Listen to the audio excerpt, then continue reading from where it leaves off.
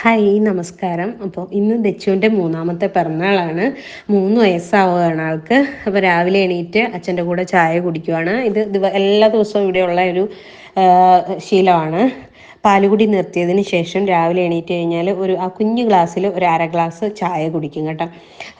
അല്ലാത്ത ഒരു നേരത്തും ചായ കുടിക്കലോ പാൽ കുടിക്കലോ അങ്ങനെയൊന്നുമില്ല. ഇപ്പോൾ പനി കഴിഞ്ഞിട്ടേ ഉള്ളൂ, ആൾക്ക് നല്ല ക്ഷീണമാണ്. T V കണ്ടുകൊണ്ടിരിക്കുവാണ്. ഇപ്പം ബ്രേക്ക്ഫാസ്റ്റ് കഴിച്ചു. ചേട്ടൻ സ്കൂളിൽ പോയി. കൊഴുക്കട്ടയായിരുന്നു ഇന്ന്, നമ്മുടെ കണ്ണൂർ സ്റ്റൈലിൽ ഉണ്ടാക്കുന്ന കൊഴുക്കട്ട. അച്ഛനും അമ്മയും ഉണ്ട് ഇവിടെ, അതുകൊണ്ട് തന്നെ ഞാൻ അത് ഉണ്ടാക്കാമെന്ന് വിചാരിച്ചു. നമ്മൾ അതാണ് ഉണ്ടാക്കിയത്. കറിയാണെങ്കിൽ മഷ്റൂം വറുത്തരച്ച് കറി വെച്ചതും പയറ് മെഴുക്കുവരട്ടി കാര്യങ്ങളെല്ലാം റെഡിയായി. കാരണം മോന് സ്കൂളിൽ പോകേണ്ടതുകൊണ്ട് എല്ലാം നേരത്തെ ആയി.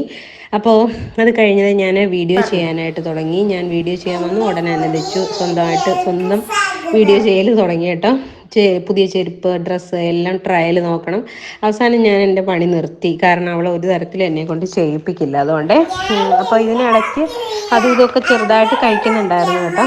പിന്നെ ഉച്ചയായപ്പോഴേക്കും ചോറ് കഴിച്ചു. ആള് ടി വി കണ്ടുകൊണ്ട് തന്നെ കഴിച്ചോളും കേട്ടോ.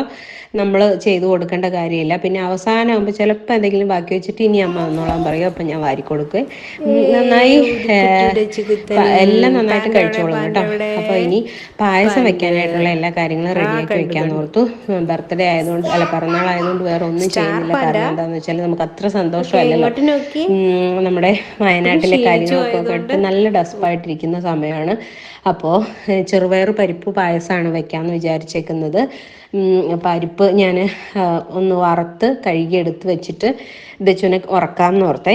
കാരണം എന്താണെന്ന് വെച്ചാൽ വൈകുന്നേരം എണീക്കുമ്പോൾ വേഗം തന്നെ ആക്കി കൊടുക്കാമല്ലോ എന്ന് ഓർത്തിട്ട് ശർക്കരയും തേങ്ങയെല്ലാം ഓൾറെഡി റെഡിയാക്കി വെച്ചു. ഞാൻ ദച്ചുവിനെ ഉറക്കാനായിട്ട് പോയി കേട്ടോ. പിന്നെ വൈകിട്ട് ഞങ്ങൾ അമ്പലത്തിൽ പോയി. അമ്പലത്തിൽ കൊണ്ടുപോകാമെന്ന് പറഞ്ഞിട്ടുണ്ടായിരുന്നു.